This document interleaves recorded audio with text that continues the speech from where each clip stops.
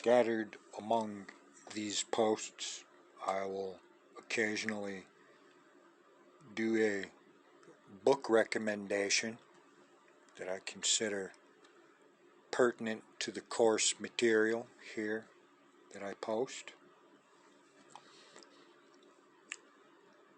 and basically read the back cover and a portion or a quote or segment from the book itself so that you get an idea before making the decision to purchase the book recommended. Call this the back cover book report.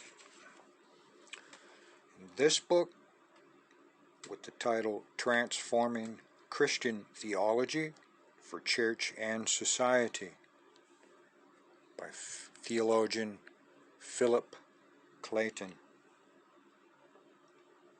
Philip Clayton is the Ingram Professor of Theology at Claremont School of Theology. He has written or edited some 15 or so books in theology, philosophy, and the religion-science debate.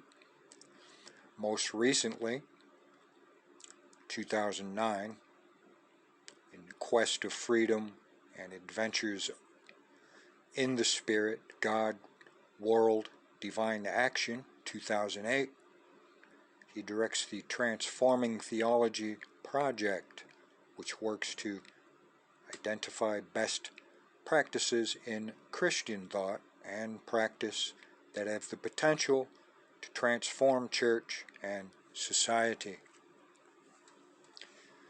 The churches across the nation are losing membership.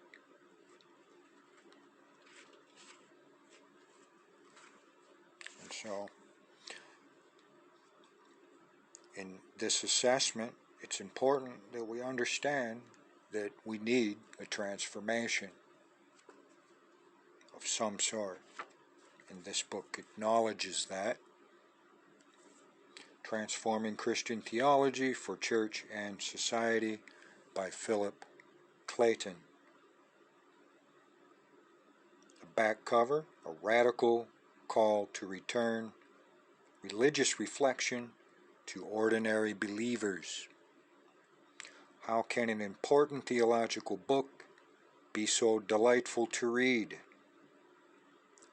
How can a top-drawer theologian have such high respect for normal Christians that they are seen as partners in the work of transforming theology?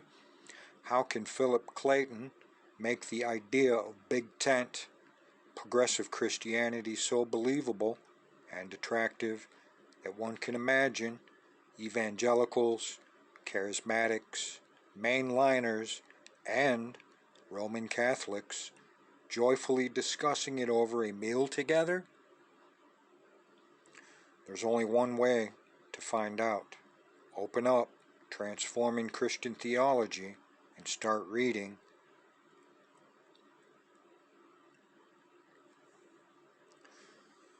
We all know that the once dominant form of Protestantism in this country is fading to the sidelines of society. In this book, one of America's premier theologians seriously and passionately writes for ordinary Christians, inviting them to become their own theologians. He also shows how they can do so. If 100,000 members of our old line denominations take this book seriously and follow its suggestions, there is yet hope for renewal.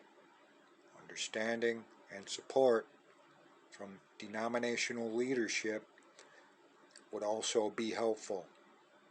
John Cobb Jr., Professor, Claremont School of Theology. Straightforward and tantalizing through. Transforming Christian Theology is the first volume to describe in a highly accessible and concrete way how Christian groups of any size or circumstance can locate and amend themselves theologically. This is the sum, a very, very user-friendly traveler's guide to largely uncharted territory. Phyllis Tickle, author of The Great Emergence.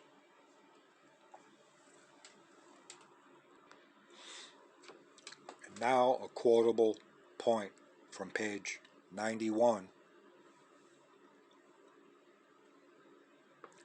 Viewing theologies as complementary, not mutually exclusive.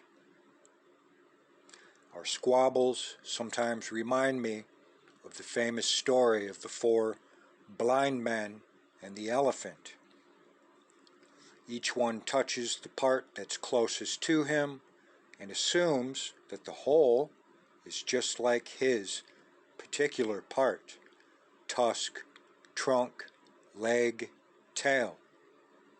In fact, there are whole branches of the church that specialize in one or another theological emphasis.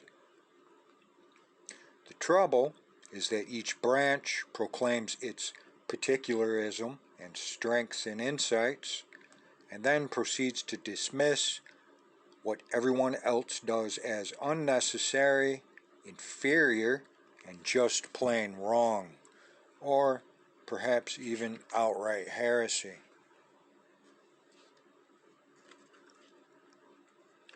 It's time for us to start building bridges rather than staking out one hostile terrain or another.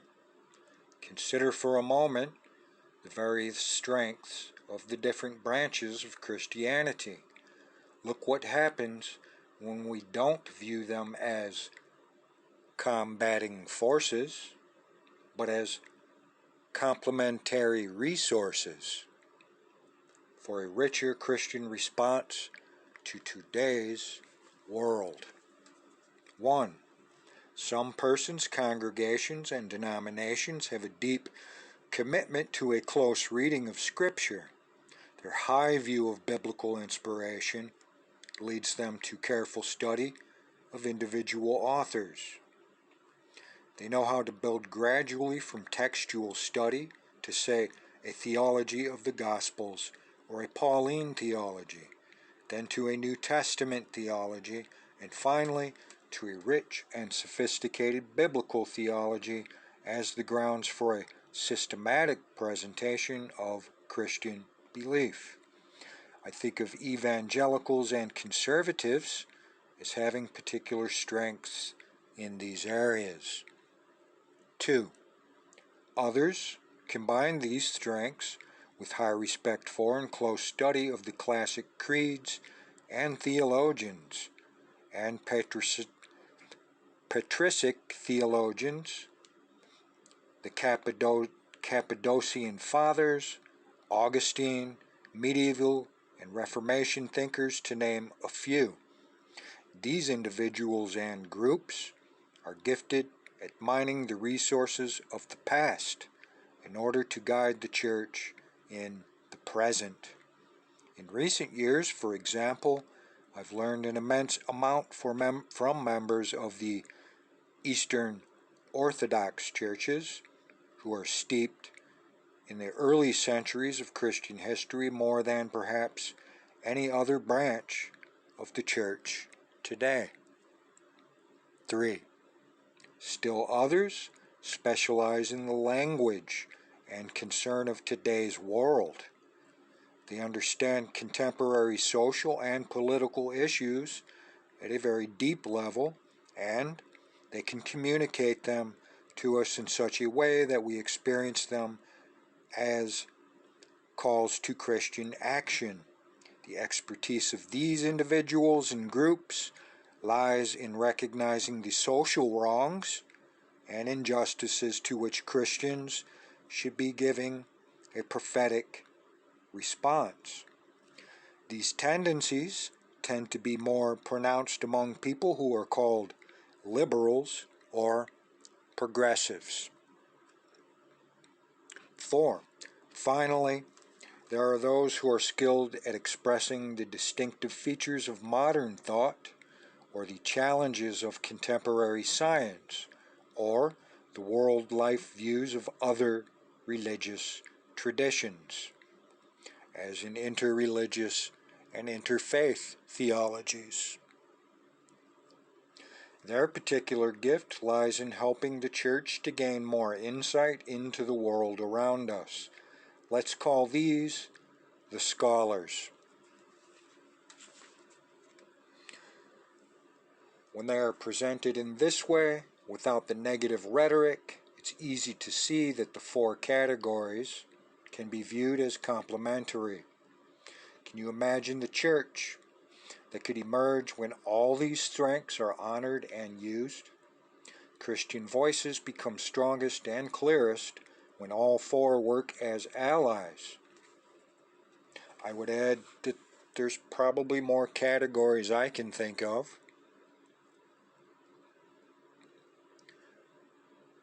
Regardless, continuing. Christian voices become strongest and clearest when all four work as allies. We're able to speak prophetically to contemporary injustices and dilemmas, yet we do so based on the distinctive features of our scripture and historical tradition. I call it from roots to relevance, discovering the powerful insights the Christian tradition has to offer when it is interpreted and applied to the contemporary world. Uncovering these connections is the heart and soul of Christian theology.